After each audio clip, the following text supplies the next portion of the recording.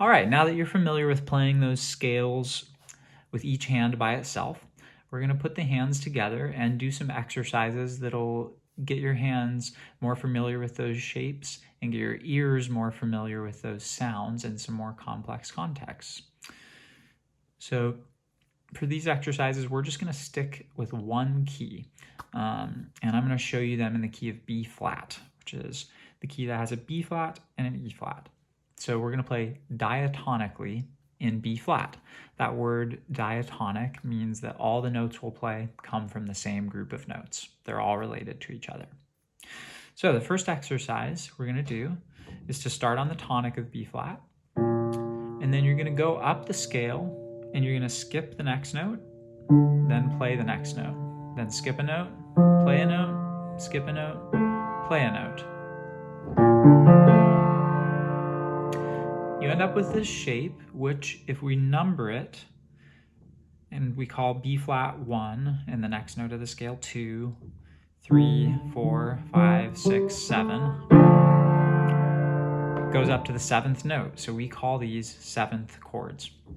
And you're just going to take this shape, playing the bottom note with your left hand and the rest of it with your right hand, and move it up and down the scale.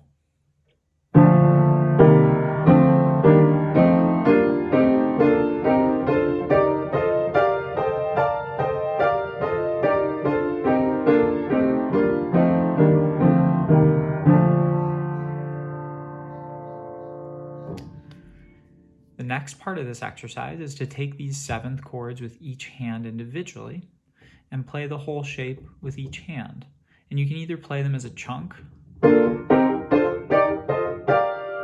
or you can arpeggiate them.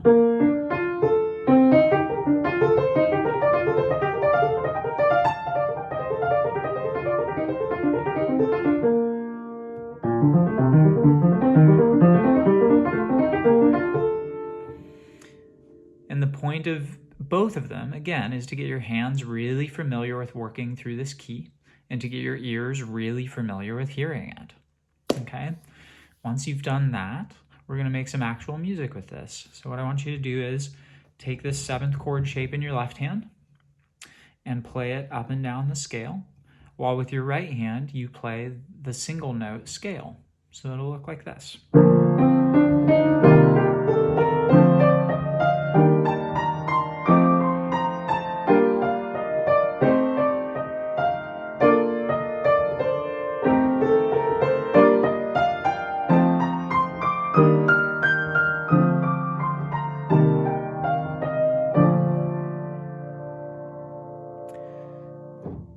And as you start playing around with that more, you can give yourself more and more freedom to explore with your right hand and with your left hand whatever sounds you like.